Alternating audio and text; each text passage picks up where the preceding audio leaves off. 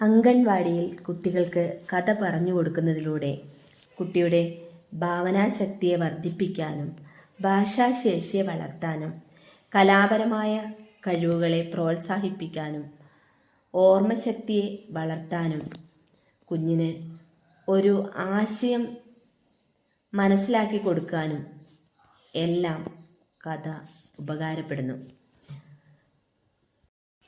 വ്യത്യസ്തമായ രീതിയിൽ നമുക്ക് കഥ അവതരിപ്പിക്കാം.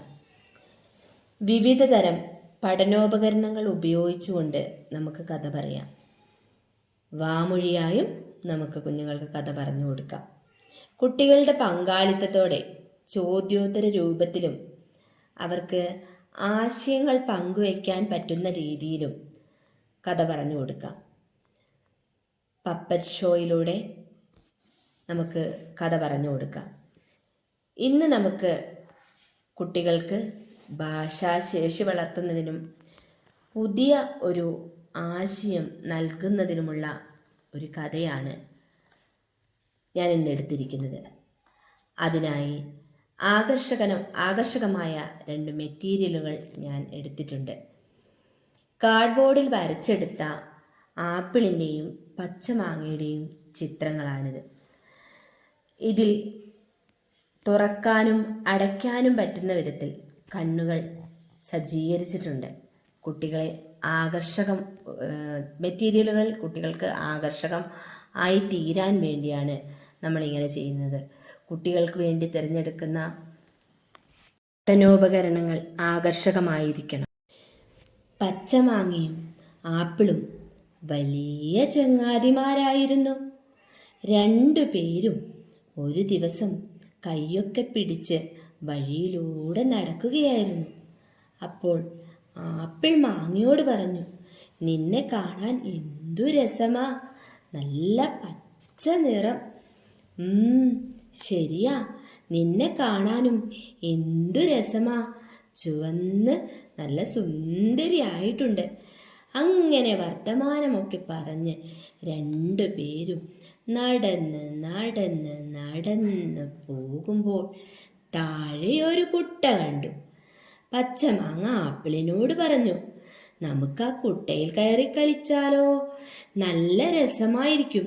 കുട്ടയ്ക്കുള്ളിൽ ചാടി, പിന്നെ പുറത്തേക്ക് ചാടി, വീണ്ടും കുട്ടയ്ക്കുള്ളിൽ ചാടി, വീണ്ടും പുറത്തേക്ക് ചാടി, വീണ്ടും കുട്ടയ്ക്കുള്ളിൽ ചാടി, വീണ്ടും പുറത്തേക്ക് ചാടി. അങ്ങനെ കളിക്കാൻ നല്ല രസമായിരിക്കും. അതെ, നമുക്ക് കളിക്കാം. ആരാദ്യം ചാടും? ഞാൻ ചാടാം.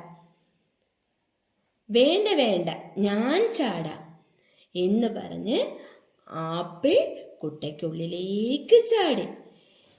വീണ്ടും പച്ചമാങ്ങ റെഡി 1 2 3 പറഞ്ഞ് കുട്ടയ്ക്കുള്ളിലേക്ക് ചാടി.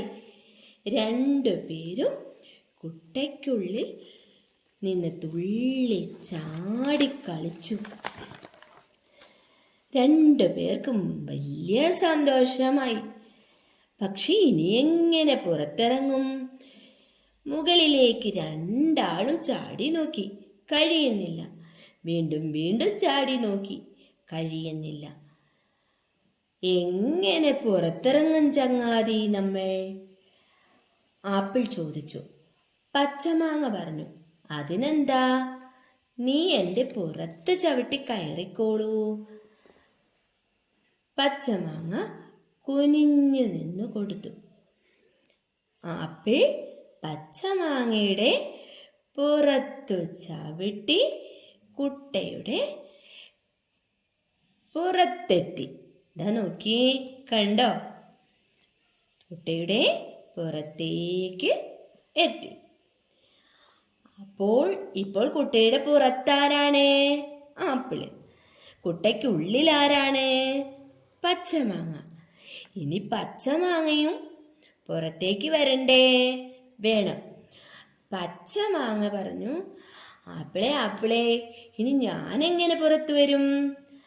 അതിനെന്താ ചങ്ങാതി, ഞാനല്ലേ ഉള്ളത് എന്ന് പറഞ്ഞ് ആപ്പിള് മെല്ലെ പോയി കുട്ടയിൽ പിടിച്ച് കുനിഞ്ഞ് നിന്നുകൊടുത്തു. പച്ചമാങ്ങ ആപ്പിളിൻ്റെ പുറത്ത് ചവിട്ടി താഴേക്ക് തുള്ളി. നോക്കിക്കേ, പച്ചമാങ്ങ ആപ്പിളിൻ്റെ കയ്യിൽ പിടിച്ച് മുകളിൽ കയറി താഴേക്ക് ചാടി. കണ്ടോ? അങ്ങനെ കൂട്ടുകാർ രണ്ടുപേരും സന്തോഷത്തോടെ കുട്ടയുടെ പുറത്ത് നിന്ന് തുള്ളി കളിച്ചു. രണ്ടുപേരും സന്തോഷത്തോടെ വീട്ടിലേക്ക് പോയി. പോകുന്ന വഴിക്ക് രണ്ടുപേരും ഇങ്ങനെ പറഞ്ഞുകൊണ്ടേയിരുന്നു. എന്താണെന്നറിയോ? കുട്ടയിൽ ചാടി, പുറത്തേക്ക് ചാടി, കുട്ടയിൽ ചാടി, പുറത്തേക്ക് ചാടി, ലാ ലാ ലാ ലാ ലാ ലാ ലാ ലാ, കുട്ടയിൽ ചാടി, പുറത്തേക്ക് ചാടി, കുട്ടയിൽ. അങ്ങനെ രണ്ടുപേരും ചാടി സന്തോഷമായി വീട്ടിലേക്ക് പോയി. ഈ കഥയിലൂടെ കുഞ്ഞുങ്ങൾക്ക് ഉള്ളിൽ പുറത്ത് എന്ന ആശയം നമുക്ക് കൊടുക്കാൻ കഴിയും. കുട്ടയ്ക്കുള്ളിൽ ചാടി, പിന്നെ പുറത്തേക്ക് ചാടി.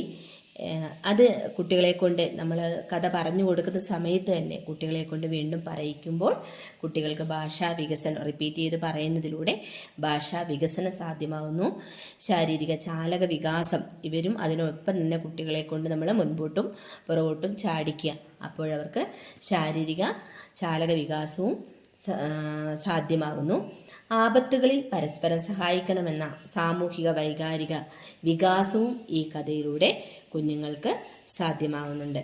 അപ്പോൾ നിങ്ങൾക്കെല്ലാവർക്കും ഈ കഥ വളരെയധികം പ്രയോജനപ്പെട്ടിട്ടുണ്ടാകും എന്ന് കരുതുന്നു. എല്ലാവരും